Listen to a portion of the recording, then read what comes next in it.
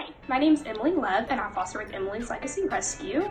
My family and I have been fortunate enough to foster with Emily's Legacy since January of 2018. In that time, we've been able to foster just under 60 cats and dogs. We fostered pregnant moms, and we've even fostered up to 3-year-olds, just like Lexi here.